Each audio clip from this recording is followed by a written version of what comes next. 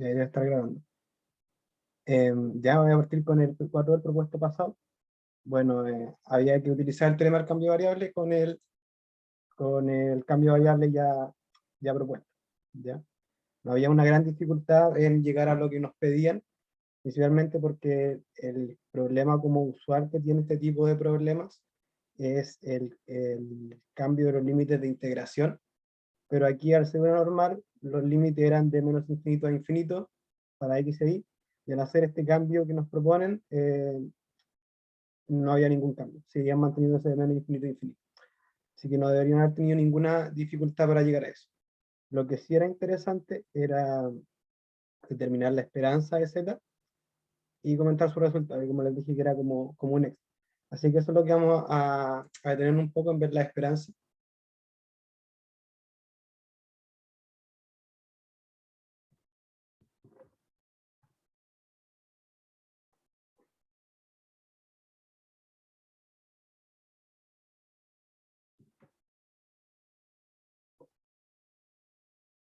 Bueno, la esperanza es la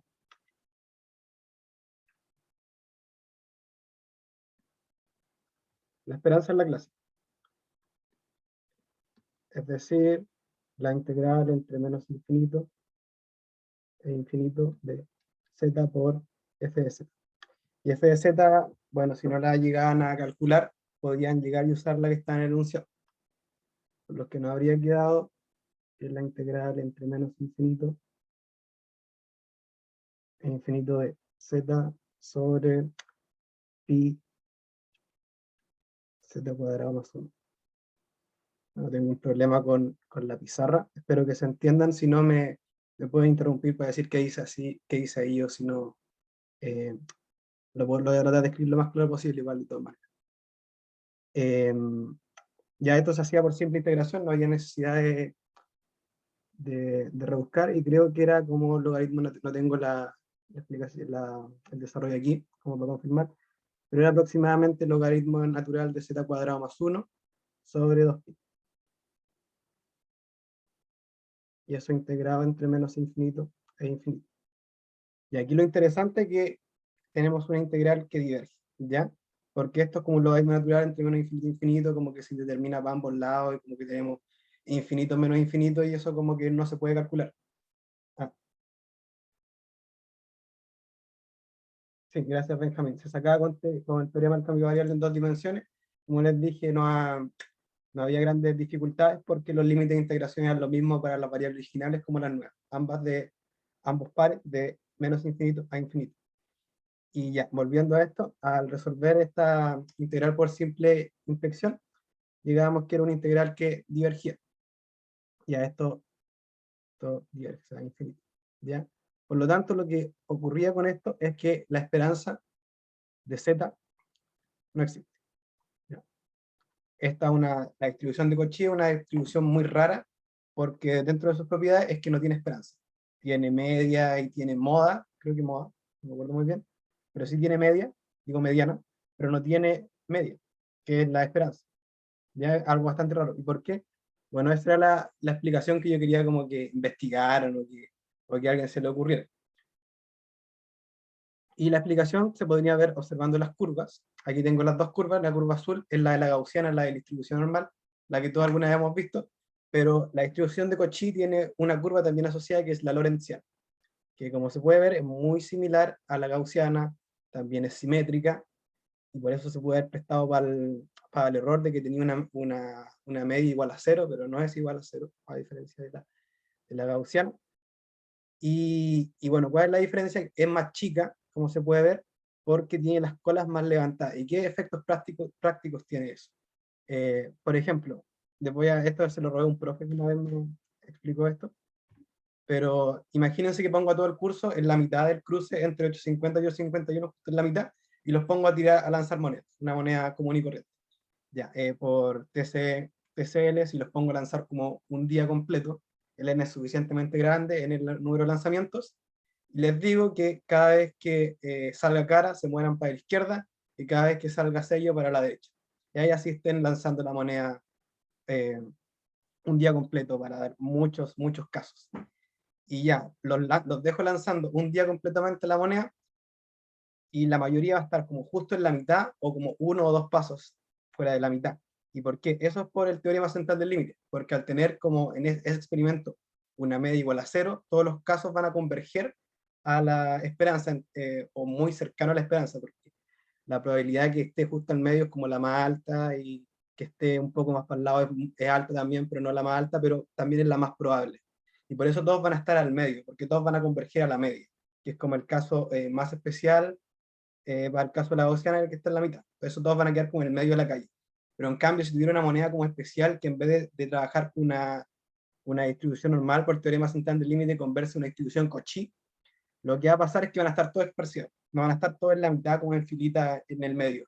Y van a estar como uno pegado en 850, otro en 851, otro en la mitad, otro como entre la mitad y 851. Van a estar todos esparcidos. ¿Por qué? Porque no tiene media. Así que no hay algún punto donde converger. ¿Y por qué pasa eso? Por las colas. La gaussiana, la curva azul, ya como en 3 veces más la, ¿cómo se llama esto? La raíz de la varianza, ya dejémoslo en raíz de la varianza. Desviación estándar, eso se me ha olvidado. Ya como que el área es 0, porque la distribución normal le asigna una probabilidad a eventos raros igual a 0 o muy, muy cercana a 0. Entonces es muy difícil que te salgan como 15 caras seguidas. Entonces no voy a dar como 15 pasos a la derecha, sino que va a ser como uno a la derecha, otro a la izquierda, otro a la izquierda, otro a la derecha. ¿Por qué? Porque la mayoría de los casos van a estar aquí, ¿ya?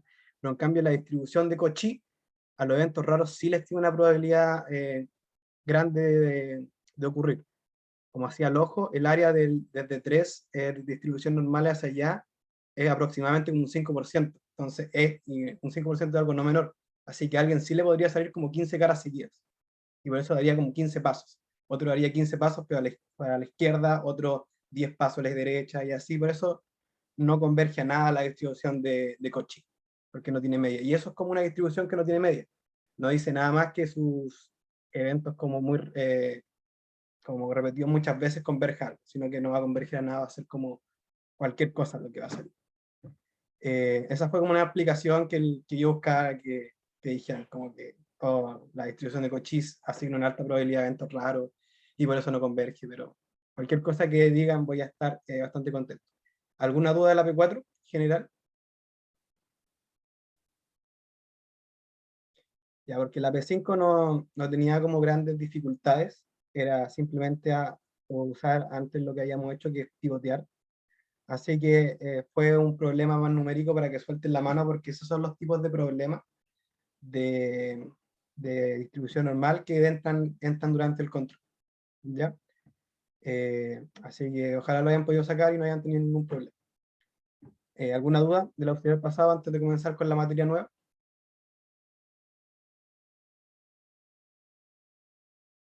Ya, esta materia va a ser sobre introducción a estimadores, porque lo principal o lo más fuerte que hay en estimadores son los métodos de estimación, que eso debería ver el profe mañana, pero ya está el apunte, si alguien estaba muy ansioso y los pudo leer.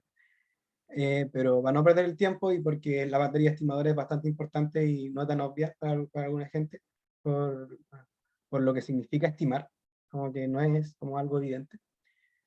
Vamos a comenzar con lo básico que son estimadores, que son los criterios de estimación, ¿ya?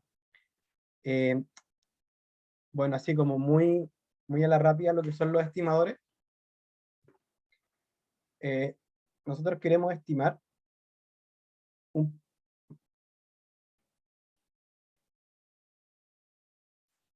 Oh, no puedo rayar. Ya, sí.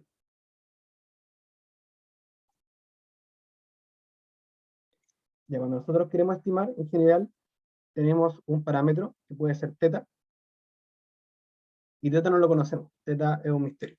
Así que para no decir como no tenemos teta y no podemos hacer nada, lo que hacemos es construir un teta en función de los datos. Y ese es nuestro teta estimado, ¿ya? Y las estimaciones pueden ser de dos maneras. Así, al ojo, es decir, proponiendo un estimador. Como yo digo, ya el estimador de la media es el promedio, porque se me ocurrió, no argumento nada. Por eso es como un método al ojo, como llegar y tirarlo. Y otro método es calculándolo.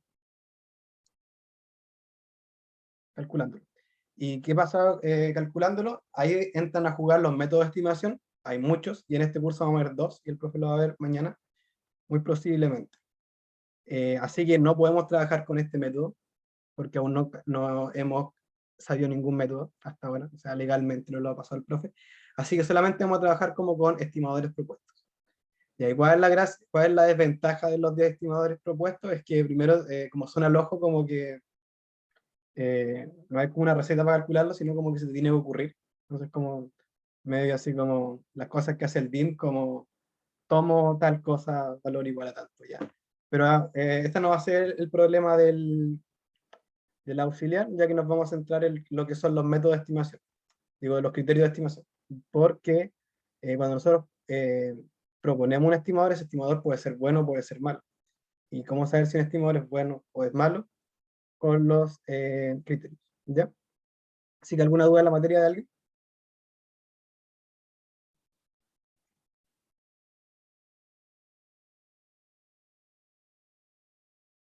Ya. Vamos a pasar con la P1. La P1, la parte A es como un repaso de TCL, porque el TCL es muy importante, y la parte B es ya la materia nueva. Deme un minuto, tengo que revisar.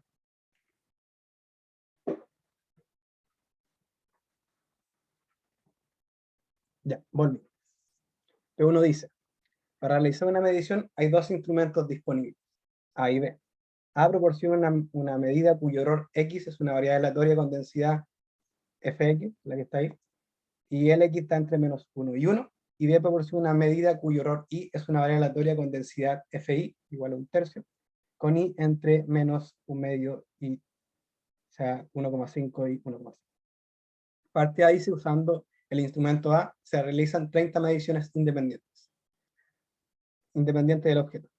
Calcule la probabilidad de que la magnitud del error promedio sea menor a 0,5, 0,2. Así que vamos con eso.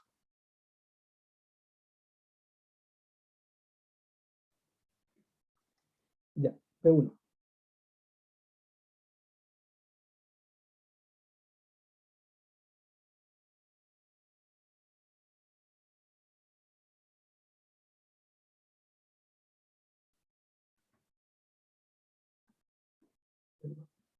Ya. Nosotros nos interesa el error promedio de A. ¿Ya? Así voy a definir la variable que es el error promedio de A. El error promedio es la suma de los errores de A, que son XY, y dividido en la cantidad de errores, que en este caso son 40. ¿Ya? 40 mediciones. Entonces, como yo quiero calcular algo eh, de esta nueva variable, por así decirlo, pero no tengo información directa de ella. Lo que sí tengo es información sobre X. Así lo que voy a tratar de hacer es poder caracterizar epsilon a barra en función de la información que tengo de X, ¿ya? Entonces, por el TCL, yo puedo saber lo siguiente. Por TCL, que el error promedio de A va a distribuir como normal igual a su media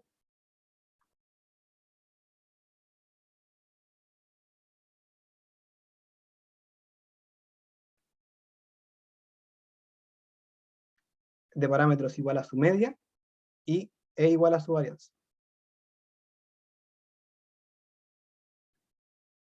Así que ahora lo que tengo que volver a hacer es poder calcular la esperanza y la varianza de esta nueva variable, conociendo la información anterior, para poder ver cómo distribuye ella, ¿ya? Así que partimos con la esperanza del error promedio.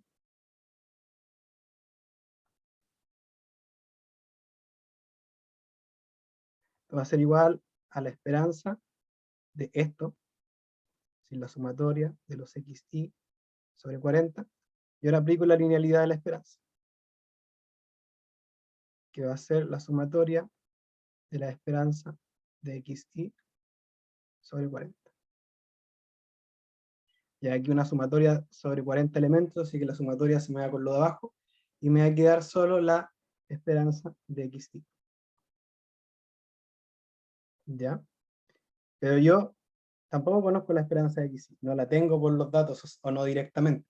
Lo que sí tengo es cómo distribuye x, por lo tanto puedo encontrar la esperanza de xy. Así que eso va a ser lo siguiente. Calcular la esperanza de xy.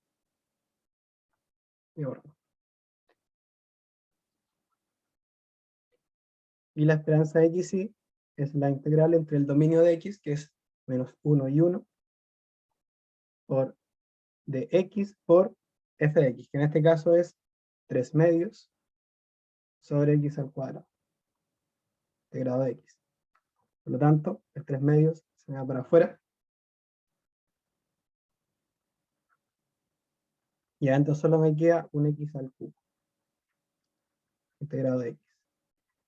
Con lo que esto me va a quedar 3 medios por x a la cuarta sobre 4, integrado entre menos 1 y 1. Y la integral de eso, como es una función par en un dominio simétrico, es igual a 0. Así que la esperanza de mi error promedio es 0. Eso va a ser muy importante para lo que viene. Luego, tengo que calcular la esperanza del error promedio.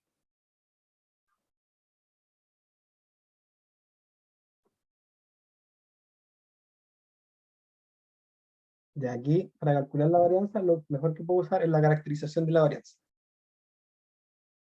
En realidad, pero antes, la varianza del promedio es igual a lo siguiente.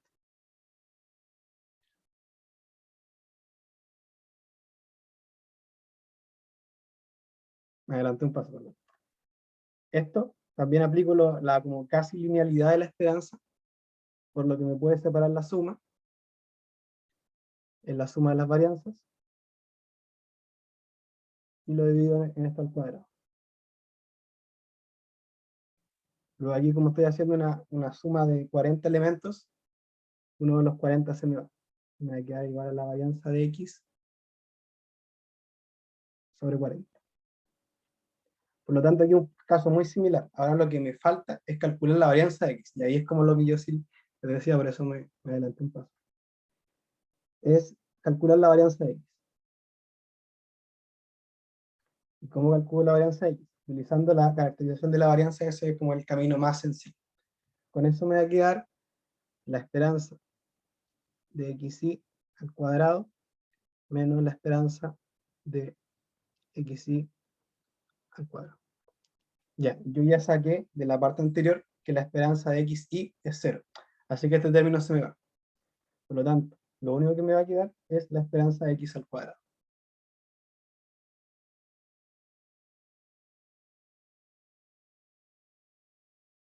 Y aquí aplico la definición clásica de esperanza.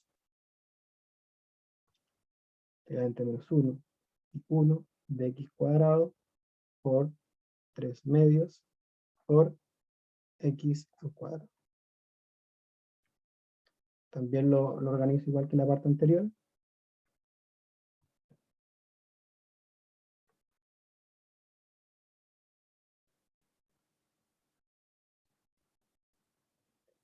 Y resuelvo la integral. Que es 3 medios por x a la quinta, quintos,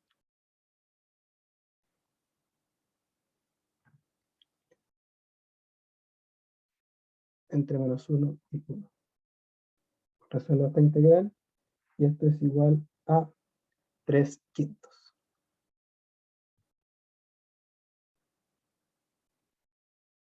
Por lo tanto, tomo este valor, lo reemplazo aquí y me va a quedar 3 por 40 por 5.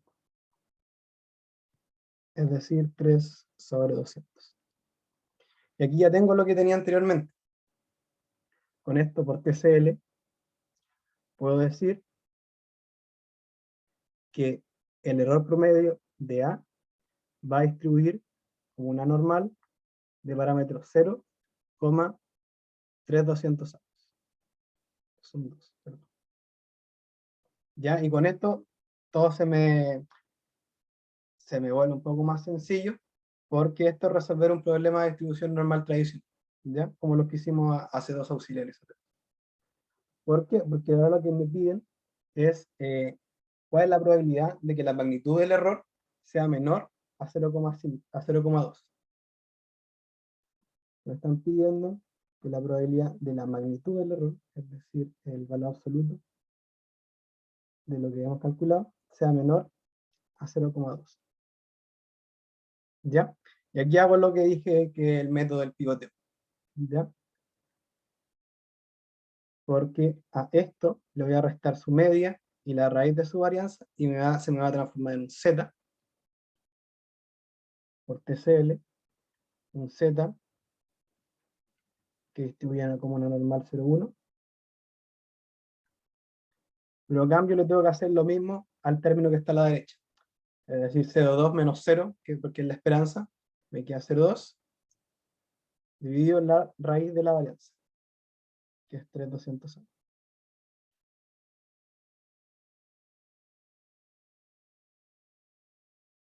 Luego, desarrollando numéricamente esto y escribiendo y deshaciéndome del valor absoluto, me va a quedar la probabilidad de que 1 menos 163 sea menor a z,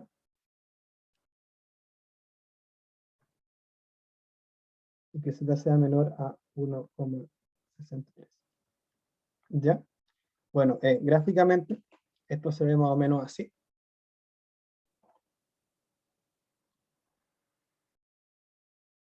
Aquí está el menos 1,63. Aquí está el 1,63. Y aquí está esta gaussiana. Y lo que me importa es la área que está acá. ¿Ya? ¿Y cómo lo puedo escribir más bonito? Porque si se fijan, esto es la gaussiana completa, pero restándole estas dos colas. ¿Ya?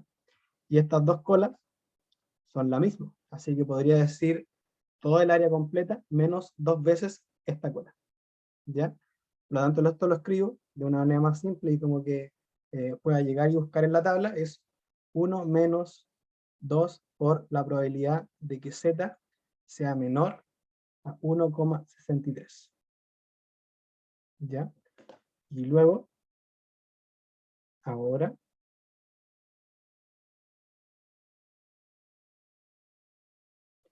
yo me voy a la tabla,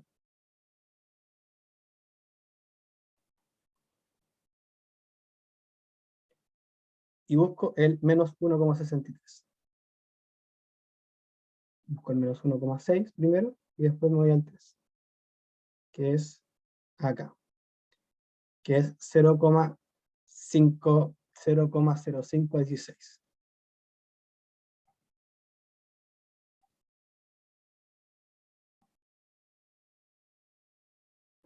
Por lo tanto, esto es 1 menos 2 por 0,0516.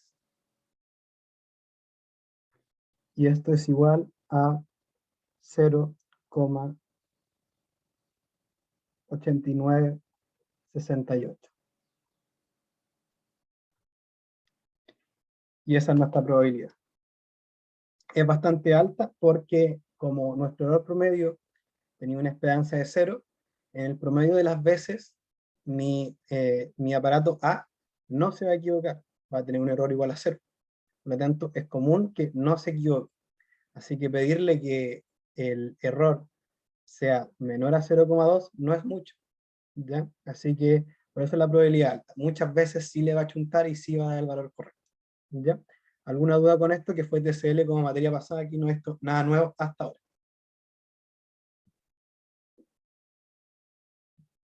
Ya. Yo no caché bien la primera definición, o sea, porque era la suma partida con como el promedio. ¿En qué parte? El principio del La leí. ejercicio. Ahí ¿Acá? el epsilon partían, o sea, el epsilon sub A. ¿Pero por qué será definido así? Epsilon. Ah, no, es que este es un nombre nomás, porque quise decir el error de A promedio. Ah, el error promedio, ya, vale. Sí, no, es un nombre, puede haberle puesto como E o A, pero era para llamar a algo. ¿Alguna otra duda que sea anotación?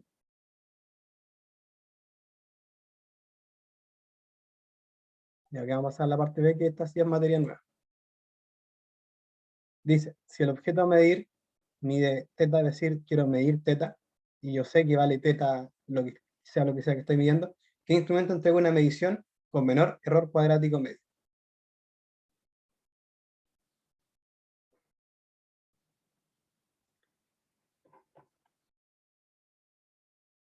Ya esta parte B. Como les dije, yo hay veces que quiero teta, pero no conozco teta. Así que mi solución es estimar teta, ¿ya? Y como aquí estoy midiendo algo y yo conozco su error, lo que puedo definir mi estimador de teta, por eso lo tengo que proponer porque no lo conozco, es decir que mi estimador de teta va a ser el original, es decir, teta, más un error, ¿ya? Y ese error puede ser A o B, según el instrumento que esté midiendo. Así que le voy a poner error sub i, ¿ya? Para decir que es un error asociado al instrumento, ¿ya? Y ese es como el estimador de teta. Teta, original, más un error. Ya esto, no, ustedes no dieron el ramo de sistema newtoniano, no sé si su equivalente lo pasen, pero así era como se usaba también cuando uno como medía cosas, como era el valor real más menos como un error. Esto es lo mismo, solo que como mi error puede ser negativo, simplemente le pongo un más, ¿ya? Pero eso no quiere decir que siempre el error va a ser positivo, también puede ser el error negativo. Por eso el x y el y están en un intervalo como menos 1 y 1, o menos 1,5, 1,5, ¿ya? Bueno, el primer paso para nosotros saber qué tan bueno es el estimador es primero pasarnos a encontrar la esperanza de mi estimador, la esperanza de teta. Ya, va a ser la esperanza de teta más el error. Puede ser un error cualquiera, a priori. Y esto, por linealidad de esperanza, va a ser la esperanza de teta más la esperanza del error. La esperanza de teta va a ser teta, porque la esperanza de una constante es la constante. Y la esperanza del error lo vamos a dejar así simplemente por ahora, porque la esperanza depende del instrumento y va a variar, o puede variar, según si sea A o si sea B. ¿Ya? Por lo tanto, la esperanza de mi estimador va a ser lo que quiero estimar más el error del estimador. Y eso va a ser muy importante por lo siguiente. Ya esto ya es como más de materia, es que el error cuadrático medio, el error cuadrático medio va a ser igual a la varianza más el sesgo. O sea, la varianza más el sesgo al cuadrado. ¿Ya? Entonces, con lo que saqué anteriormente, puedo llegar al sesgo. Porque ¿qué es el sesgo? El sesgo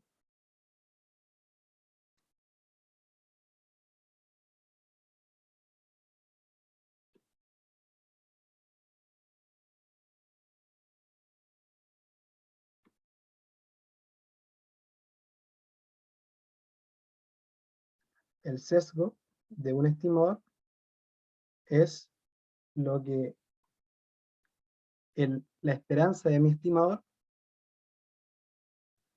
menos lo que quiero estimar.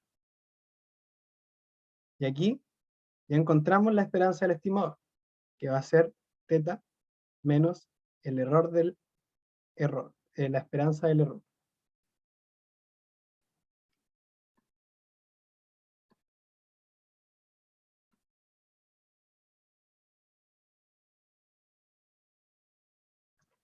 Y le resto lo que quiero estimar para encontrar el sesgo. Por lo tanto, mi sesgo va a ser la esperanza de mi error. Ese va a ser mi sesgo, ¿ya? Entonces puedo, en vez de tener un sesgo que puede ser algo difícil de calcular o no directo, puedo encontrar una equivalencia con el error de mi estimador, ¿ya? Y con eso solamente me falta definir la varianza y ya voy a tener el error cuadrático medio. Y la varianza de mi estimador voy a calcular de manera homóloga como lo hice con la esperanza. Va a ser la varianza de teta más el error. Aplico la propiedad de la suma de las varianzas y me va a hacer varianza de teta más la varianza del error. Ya, la varianza de una constante es 0 porque una constante es una constante, no tiene variación de datos, así que esto se me va. Por lo tanto, mi varianza va a ser la varianza del error. Y con eso me es todo mucho más sencillo, porque gracias a esto puedo definir que el error cuadrático medio, para este caso, simplemente será la varianza del error más la esperanza del error al cuadrado. ¿Ya? Esta es la definición del error cuadrático medio y ya definí el sesgo y la varianza aparte. ¿Ya? Así que vamos a ponernos tenemos que ver los dos casos y ver cómo qué estimador es mejor. El primero va a ser el caso A. Pero en el caso A, por la parte anterior, ya calculamos la varianza, que es 3/5, y el error, que es 0. ¿Ya? Lo habíamos calculado como, aquí está el xt, es 0, y aquí está la varianza de xt. Y cuando estamos trabajando con el instrumento A, mi error de A va a ser igual a x, por lo tanto el error cuadrático medio va a ser igual a la varianza de x más la esperanza de x al cuadrado. Y como que les dije, la varianza es 3/5 y el error es 0. Por lo tanto es un estimador insegado trabajar con él. Así que esto se me muere. Por lo tanto el error cuadrático medio de A va a ser simplemente 3/5. ¿Ya? Y ese es para el primer estimador. Ahora tenemos que pasar al segundo. Ahora mi error va a ser B. Por lo tanto voy a trabajar con la variable I. Entonces ahora tengo que encontrar el error, digo, la esperanza de I, que no la conozco a priori, y la varianza de I, que tampoco la conozco. Ya aquí como que lo obvio, por así decirlo, sería como llegar e integrar y calcular todas las cosas como a la mala. Pero esa no es la manera como más inteligente de trabajar. ¿Por qué? Porque si vuelvo al enunciado, me doy cuenta de que mi I corresponde a una variable uniforme de parámetros entre 0,5, entre 1,2, entre 1,5 y entre menos 1,5 y 1,5. Por lo tanto, al saber que es una variable uniforme, que I, que I, oh, que I distribuye como un uniforme menos 1,5 y 1,5, yo ya conozco la esperanza y la varianza por las propiedades de la uniforme.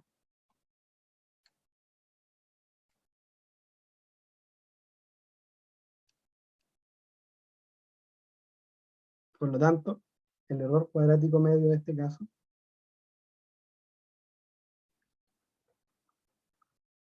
va a ser igual a la varianza de I más la esperanza de I al cuadrado. También lo mismo que anterior.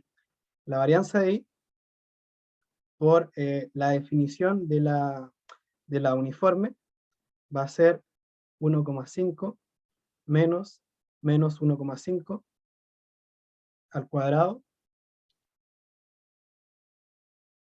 No me falla la memoria, déjenme rectificar.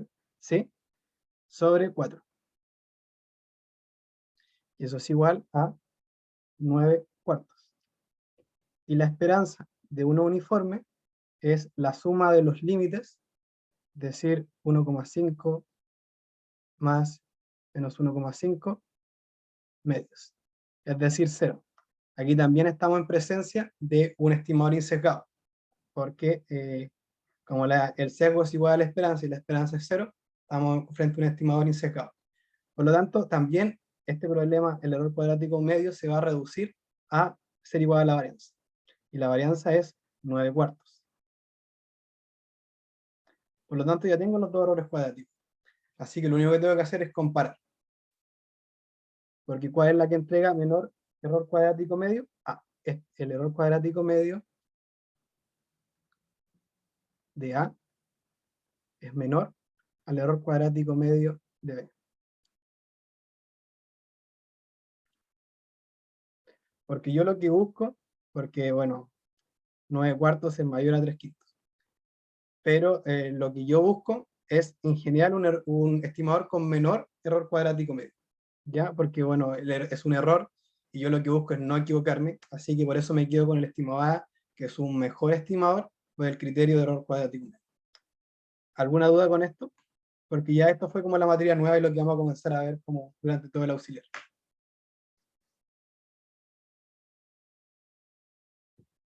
Ya, vamos a pasar a la P2. La compensación reactiva es una acción preventiva de control de voltaje para evitar la subida de este dentro de la red eléctrica. Industrias como la metalurgia instalan bancos capacitivos como compensación que corresponden a conjuntos de condensadores conectados en serie o paralelo. En una empresa compra un banco capacitivo en paralelo compuesto de n condensadores. Y la duración unitaria de cada uno se modela como una variable aleatoria exponencial de parámetro alfa. Si si yo tomo una variable llamada teta, que es igual 1 menos alfa, 1 sobre alfa, que es como 1 sobre el parámetro, se propone el estimador de teta, que es el promedio. Vea su C. Ya aquí pasó algo distinto a lo anterior. En vez de nosotros tener que llegar al estimador, ya nos dan el estimador, lo único que tenemos que hacer es encontrar su C. ¿Ya?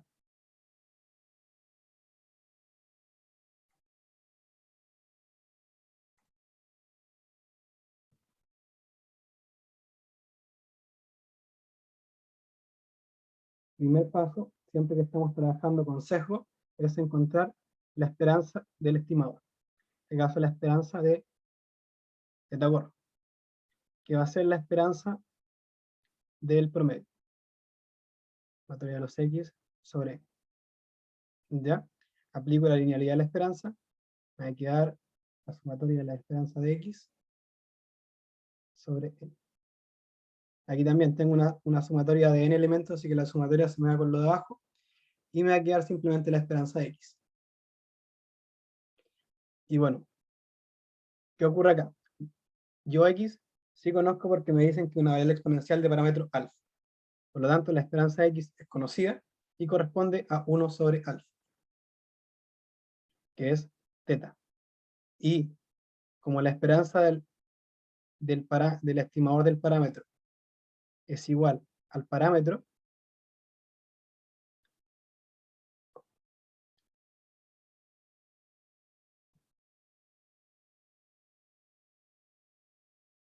yo puedo decir que teta gorro es insesgado.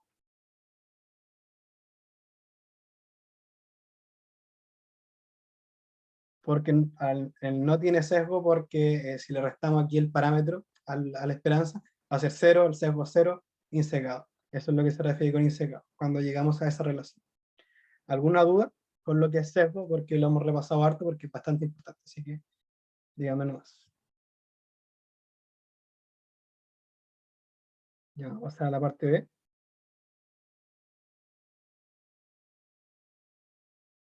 Sabiendo que esta es una muestra aleatoria tal que x y después exponencial, es decir, exactamente lo que define aquí arriba, como un recuerdo, se define que el mínimo de los xy va a distribuir con una exponencial de parámetro n alfa, ¿ya? De un nuevo estimador teta doble gorro. Cuando vean como estos doble gorros, no se refiere que es como el estimador del estimador, sino que es como otro estimador, ya como para no ponerle como índices y la cosa quede más fea, usando lo anterior. Ya, aquí tenemos que proponer un estimador, un poco más difícil de lo que hemos hecho hasta antes. Pero ¿qué puedo hacer? Yo puedo tomar lo que me dieron, que es que el mínimo de los xy es igual a t y esto distribuye como una exponencial de parámetro n alfa. ¿Por qué yo? Porque yo puedo sacar la esperanza a t, y como distribuye como una exponencial n alfa, esto va a ser 1 sobre n alfa. Es decir, teta sobre n. Entonces yo digo como, pero si aquí el t lo acompañara un n, entonces en vez de tener simplemente esperanza de t,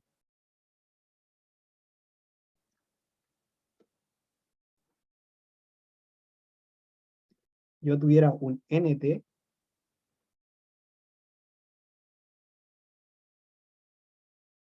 aquí me va a quedar n sobre n, los n se me van, y en vez de quedarme un teta sobre n, me quedaría un teta.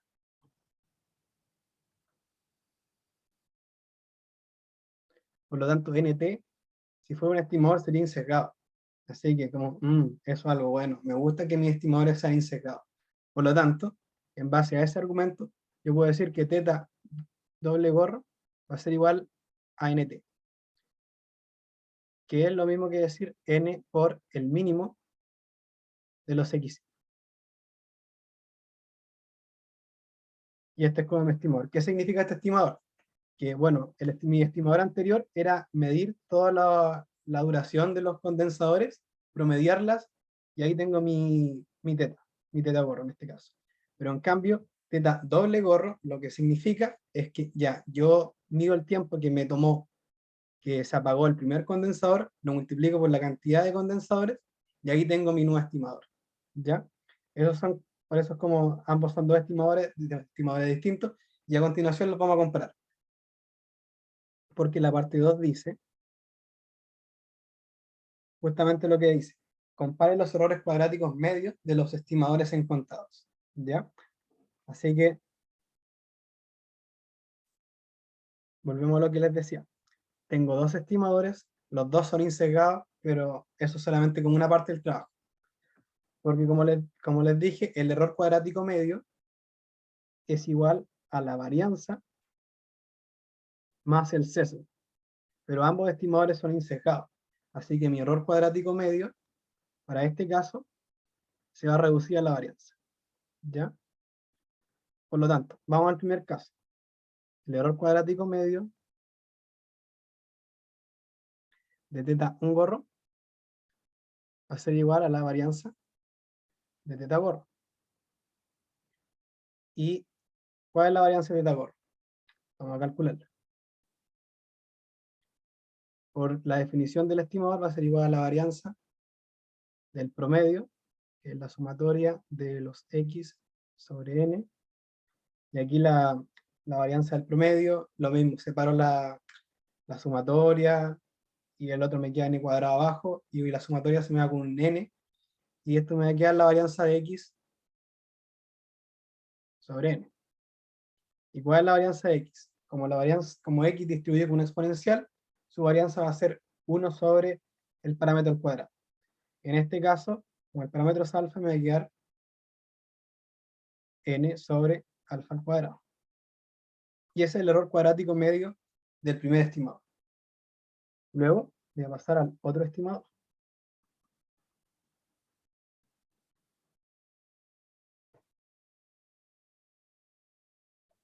Ya, esto va a ser la varianza de teta doble gorro, que va a ser la varianza de n por t. Mi n, como es constante, se me va a salir de la varianza, pero al cuadrado, y me va a quedar varianza de t. ¿Y qué es t? T es una variable aleatoria que distribuye con una exponencial de parámetro n alfa. Por lo tanto, su varianza va a ser 1 sobre n cuadrado alfa cuadrado. Que me va a quedar n cuadrado sobre n cuadrado alfa cuadrado. Los n cuadrados se me van y me van a quedar 1 sobre alfa cuadrado. Aquí pueden ver que los errores cuadráticos medios fueron distintos, ¿ya? ¿Y qué error cuadrático medio es mejor? Este. porque lo que me está diciendo es que el error cuadrático medio de x, del primer estimador, que es el teta gorro, va a disminuir a medida que aumente el n. Por lo tanto, mientras más elementos tenga mi muestra, esto se me va a hacer menor. Por lo tanto, para cualquier n mayor a 1, el error cuadrático medio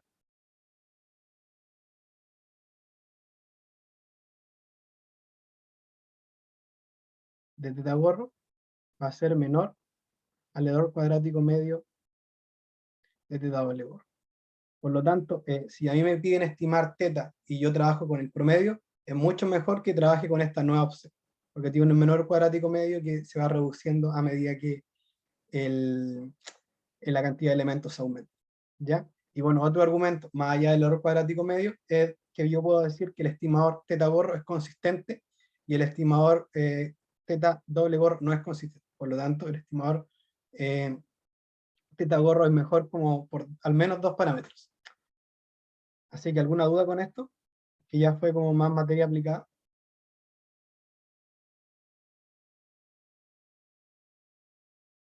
Ya vamos a pasar a la parte 3 que es más como de conversación. ¿Qué ventajas prácticas relacionadas al escenario que plantea el problema tiene teta doble gorro sobre el primer estimador calculado? Ya, como les dije, teta un gorro es mucho mejor porque tiene el menor error cuadrático medio, es consistente, pero ¿qué ventajas tiene teta doble gorro? Bueno, la ventaja es que eh, por cómo se calcula, como prácticamente, es mejor. ¿Por qué? En cuanto a como si yo lo tuviera, si tuviera que calcular teta gorro, ¿por qué escogería el teta doble gorro en vez del un gorro? Porque el teta un gorro es el promedio de todas las duraciones, entonces yo tengo que estar como midiendo todas las n, los n condensadores, y bueno, como es una variable aleatoria exponencial, la variable aleatoria exponencial no tiene cota superior, así que puedo estar como o 2 minutos o como 2 días esperando que todos los condensadores se apaguen y ahí como hacer la suma, promediar y toda la cuestión. Pero en cambio, el teta doble gorro lo único que tengo que esperar es que se apague uno, porque es el mínimo de los X, el mínimo de las duraciones. Así que eh, se echa a perder un condensador, cuento el tiempo, o sea, lo multiplico por la cantidad de condensadores que tengo, me voy para la casa. Ya por eso es como que el teta doble gorro es más rápido de calcular, pero es más malo en cuanto a consistencia y error cuadrático. Ese era como el trade-off que quería que cacharan. ¿Alguna duda con esta pregunta? Porque nos vamos a un break de 3 minutos. Así que nos vemos a las 5:07.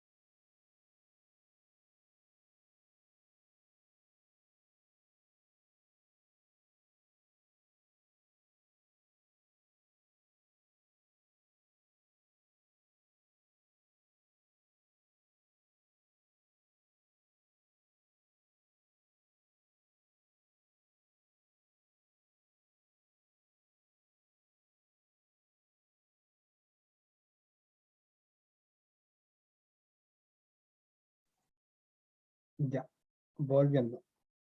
¿Alguien quedó con alguna duda durante el break?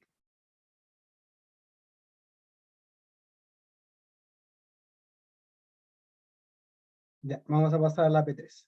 Sea X desde 1 hasta N, una muestra de la teoría simple, tal que los X distribuyen con una normal de parámetro mu y sigma cuadrado. Se proponen los siguientes estimadores para su varianza. Esto y esto. Parte A. Determine K para que el primer estimador sea un estimador insesgado de sigma cuadrado. Bueno, lo hemos estado mucho con el sesgo porque, bueno, el sesgo es como la propiedad más importante. Porque el sesgo lo que habla es como, en promedio, cuánto me equivoqué al proponer el estimador. Entonces, un estimador insesgado quiere decir que en promedio la chunté. Ya en promedio mi estimador no se equivoca. ¿Ya? Por lo tanto, por eso siempre lo mínimo que se busca es que el estimador sea insesgado. Porque quiere decir que en promedio de las veces mi estimador fue bueno y la chuntó. ¿Ya? Y si nos remontamos como el error cuadrático medio, esto lo que hace justamente es como ponderar la suma del error como que tiene propiamente mi estimador en equivocarse, por eso el sesgo, y mi error aleatorio, que es por los datos, ¿ya? Porque puedo trabajar como con datos como muy esparcidos y que mi estimador en promedio no se equivoca, pero puede darse un valor muy raro que escapa de lo que normalmente da. Así que por eso también está considerado como un error aleatorio asociado a los datos y sistemático asociado al estimador propiamente tal. Por lo tanto, yo quiero que este estimador sea insesgado. ¿Ya? Ah, bueno, un pequeño aviso, la P3 es bastante matraquera, así que si hay un paso que se perdieron o cualquier cosa, me pueden detener y decir como, oh, ¿qué pasó acá? O, hazlo de nuevo, no hay problema.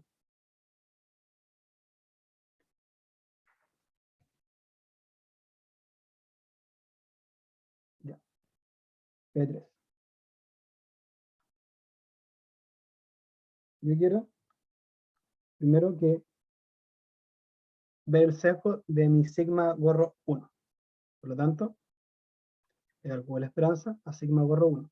Siempre sesgo, primer paso, calcular esperanza. Eso es como, ya debe ser automático. Entonces va a ser la esperanza de K por la sumatoria desde 1 hasta n-1 de x sub i menos 1 menos x sub i, todo esto al cuadrado. Ya. Voy a aplicar la linealidad de la esperanza. Y esto me va a quedar K por la sumatoria de las esperanzas de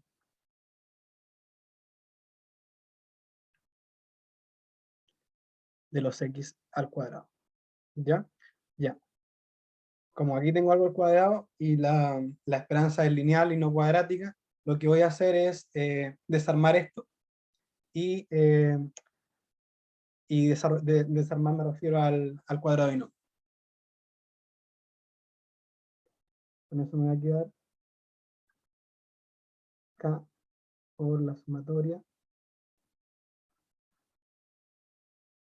de esperanza y también junto con la separación voy a aplicar directamente la linealidad.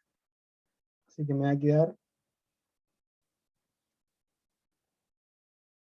xi menos 1 al cuadrado menos 2 esperanza de x y menos 1 por x sub i más la esperanza de x sub i al cuadrado. Ya, ojo, algo muy importante las esperanzas. Las esperanzas se pueden separar si es que hay un mensaje en el chat, perdón.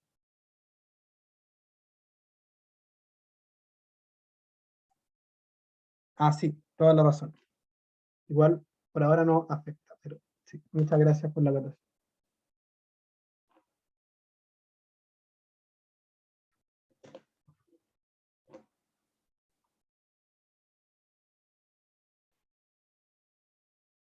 Ya. volviendo a lo que iba, las esperanzas, cuando son productos, se pueden separar si solo si las variables son independientes. Por ejemplo, aquí, que es como esta que es más corta de decir, xy tendría que ser xy por xy, pero xy con xy no son independientes. Una variable no es independiente de sí misma. Como que ni semánticamente tiene sentido.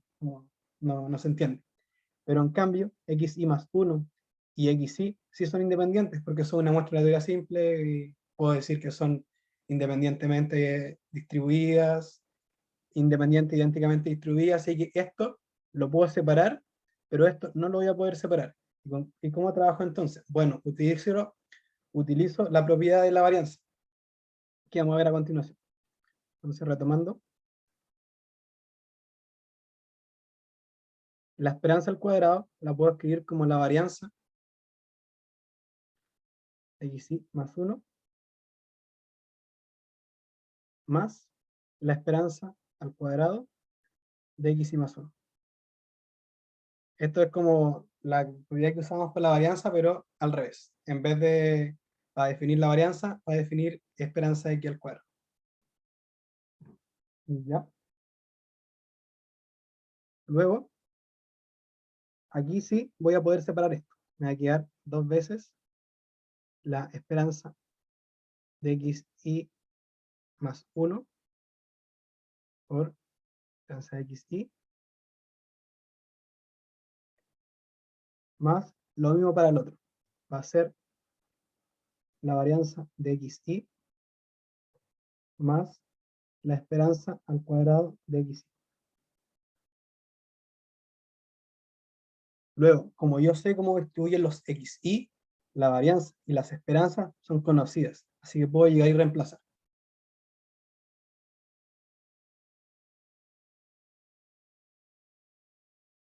La varianza va a ser sigma, porque es una sigma cuadrado, porque es una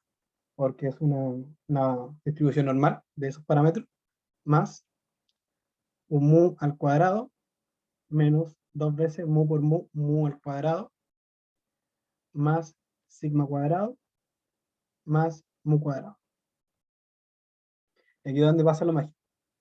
Los mu se me van, este más este son 2 mu cuadrados, menos el 2 mu cuadrado, se va, y simplemente ya adentro me va a quedar lo siguiente. K por la sumatoria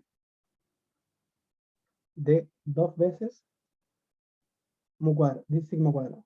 Ya, así que voy a sacar todo para afuera, me va a quedar 2 sigma cuadrado por K por la sumatoria. ¿Y cuánto es la sumatoria? Tenemos que ver cuáles son sus elementos. Parte desde el i igual a 1 hasta n menos 1. ¿Ya? Y aquí está como sumando 1. ¿Ya? Entonces lo que me va a quedar afuera va a estar tal cual por la cantidad de elementos que hay en la sumatoria. ¿Y cuál es eso? Es n menos 1. ¿Ya? Eso como basta con contar porque parte del 1, 2, 3, 4 hasta llegar al n menos 1, por lo tanto hay n menos 1 elementos. ¿Ya? Pero lo que me pide la pregunta es que mi estimador sigma 1 borro sea insesgado. Así que para que sea insesgado, la esperanza, que es lo que estoy calculando, obligatoriamente tiene que ser igual al parámetro. Es decir, yo impongo que esto es igual a sigma cuadrado. ¿Ya? Y para que eso sea igual a sigma cuadrado, mi k tiene que ser igual a 1 sobre 2 n menos 1. ¿Alguna duda con eso? Ya, vamos a pasar a la parte B, que puede ser un poco más enredada. Así que primero tengo que rectificar que hasta ahí haya quedado bien, porque utilizar como escribir esto como varianzas y la separación de variables independientes va a ser importante para lo que viene.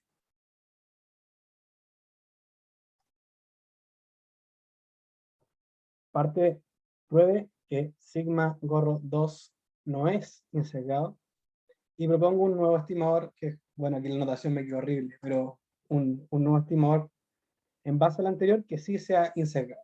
¿Ya? Así que vamos a tener que matraquear este. De la misma manera, calculando la esperanza, y después revisando que, oh, no es insecado. Ya.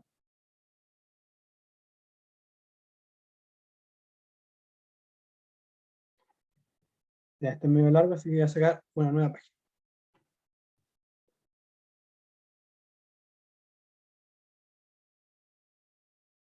De nuevo, estoy trabajando con sesgo, así que el primer paso es ver la esperanza. Esto va a ser la esperanza de 1 sobre n por la sumatoria desde 1 hasta n de xi menos el promedio al cuadrado. Ya, aquí de nuevo lo mismo, voy a aplicar la linealidad de la esperanza.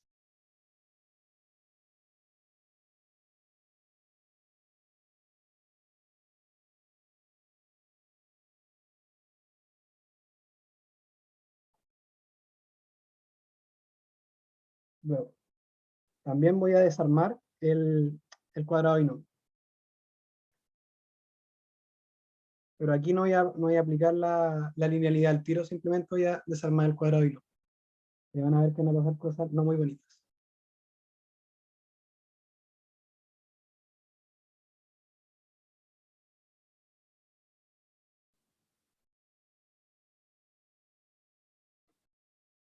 Ya, ¿cuál es el principal problema? Que antiguamente yo tenía un x sub i más 1 y un xi, que al ser como de índice distinto, puedo decir que eran independientes, así que las podía separar, ¿ya? Pero aquí hay un problema, porque tengo un xi y este promedio, si yo como veo lo que es el promedio, es la sumatoria de los xi. Y aquí va a haber un caso en que va a haber el xi adentro, ¿ya? Um, Como por ejemplo, si es el x, el promedio, sería igual a la sumatoria de los j, por ejemplo, de los xi, de los xj. Si esto es un problema de notación.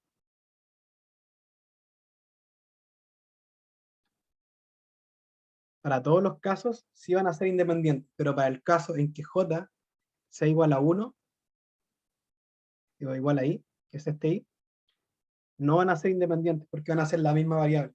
Por lo tanto, tengo que hacer algo. ¿Y qué es lo que puedo hacer? Es que puedo desarmar el promedio de la siguiente manera.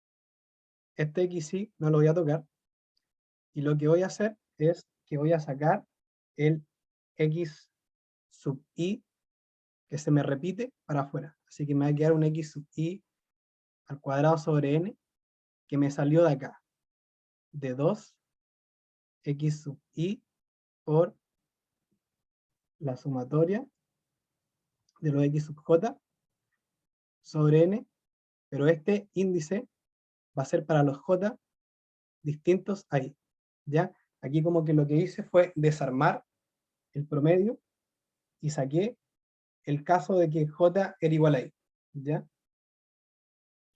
Para que, para no tener como problemas con la separación de la esperanza cuando mete la esperanza para adentro.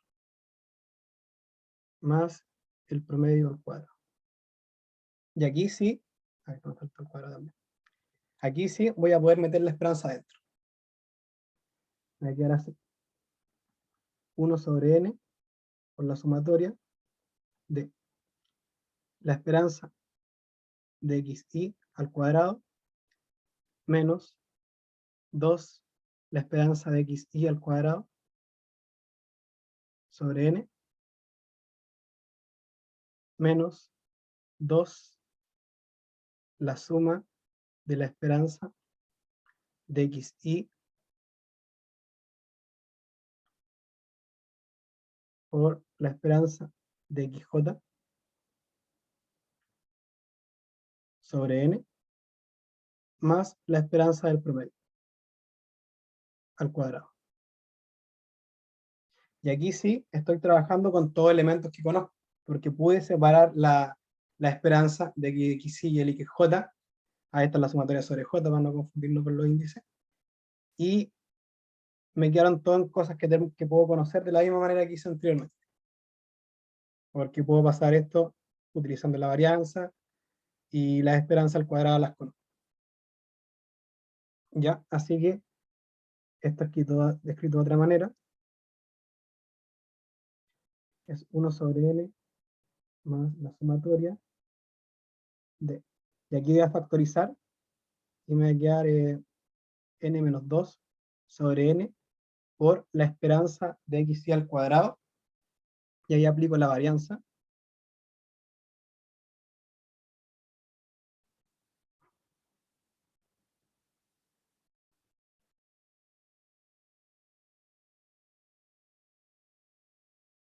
luego menos 2n por la esperanza de x al cuadrado, porque la esperanza es la misma, ambas son idénticamente distribuidas. Ah, pero como es una sumatoria, se me van.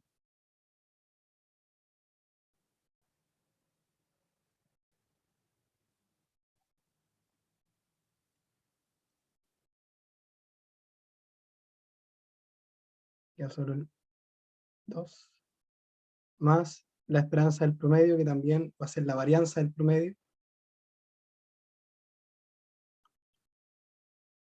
más la esperanza del promedio.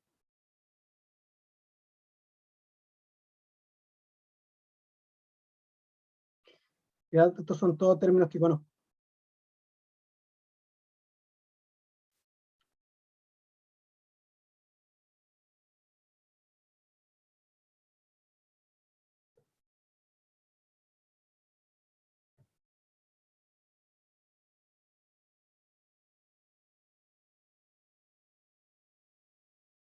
Que va a ser n sobre n sigma cuadrado más mu al cuadrado menos 2 mu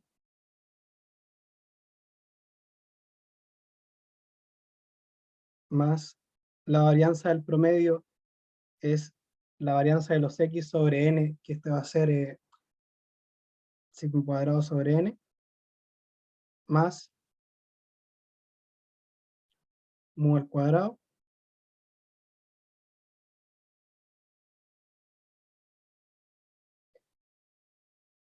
y ahora tengo que juntar los términos. Déjame revisar que esté todo ok, porque bueno, son muchos términos y a veces marean un poco.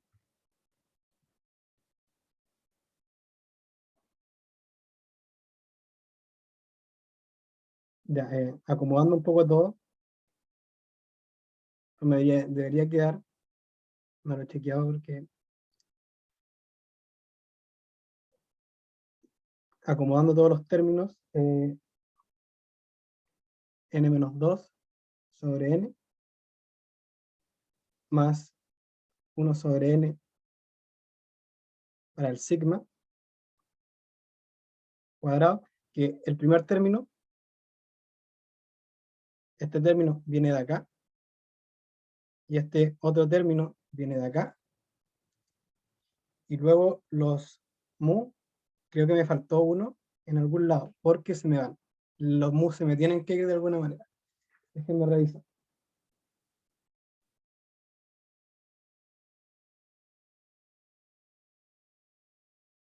Ya voy a subir la pauta, pero que se me perdió un mu de algún lado, pero en algún de las cosas que los mu se anulan, como que era más 0 mu.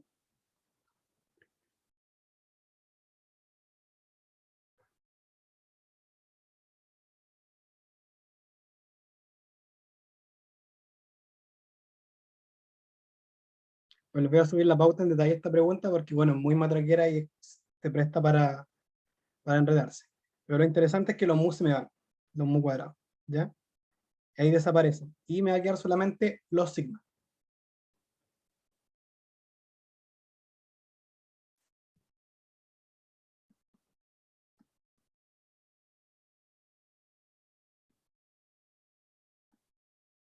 Y lo que me va a quedar del sigma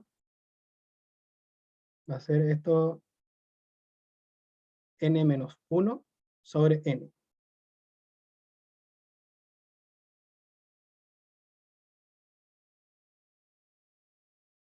Por sigma.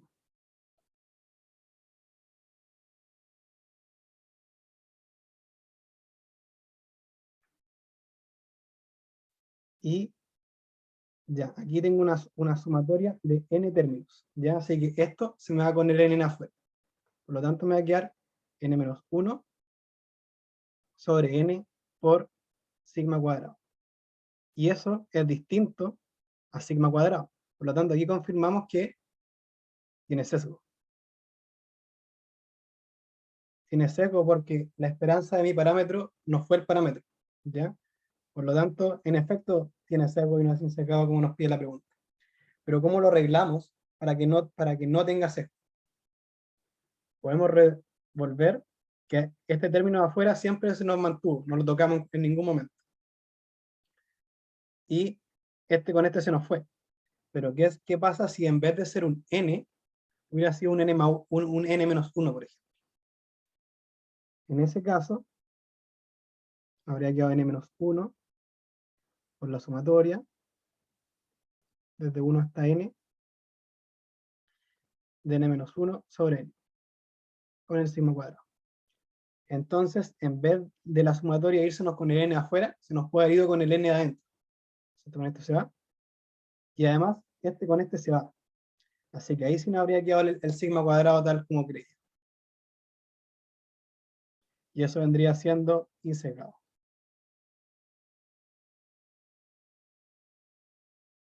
Y bueno, este nuevo estimador, que le puse como una manera muy fea, como así, nos quedaría de la siguiente manera. 1 sobre n menos 1. Y esto es igual a, desde 1 hasta n, de xi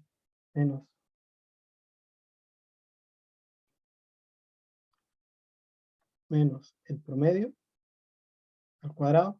Este se conoce como varianza muestral. Y este es como el estimador de la varianza que se suele usar y que se va a usar de ahora en adelante. Por eso es importante que lo conozcan. Este es un estimador insegado de la varianza, por lo tanto es mejor que los dos que estaban propuestos en la P3. Así que cada vez que les pidamos un estimador para la varianza, van a tener que usar este de ahora en adelante. Que es como eh, la resta de cada elemento con el promedio al cuadrado sumado dividido en n-1 en vez de. ¿Ya? ¿Alguna duda con esto?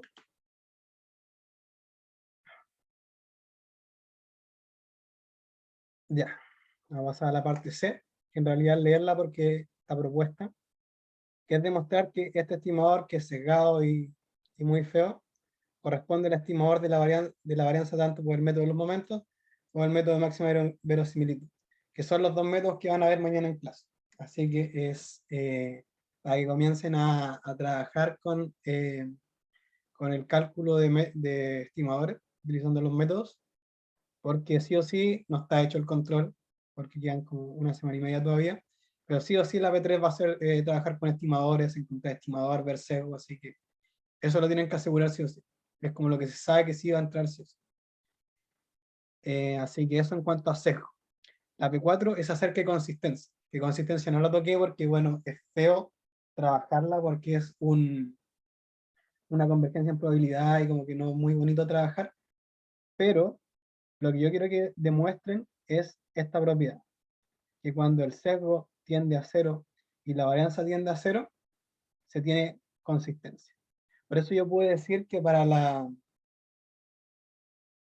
P2, este estimador, el teta1 gorro, era consistente así como así. Porque nadie me lo preguntó, pero no es fácil demostrar consistencia. Y yo pude saber que este estimador era consistente porque primero era insecado, por lo tanto su sesgo sí o sí va a tender a cero. Y segundo, por como la varianza tiene la forma 1 sobre n por algo, este n cuando tiende a infinito se me va a ir a cero, así que la varianza se me va a ir a cero, por lo tanto, aseguro la segunda propiedad de consistencia, Así que puedo decir que teta un gorro era consistente como simplemente mirando el sesgo y la varianza. Eso es lo importante de esta propiedad, que en vez de tener que demostrar una convergencia en probabilidad, puedo basarme en el sesgo y la varianza para afirmar consistencia, que es como algo potente. Y como hint, trabajé con la desigualdad de Chebyshev. Si la vieron en clase, así que para que la usen alguna vez, porque Chebyshev nunca se usa mucho, así que esta es una de las pocas funciones que tiene, probar esta propiedad. ¿Alguna duda para cerrar?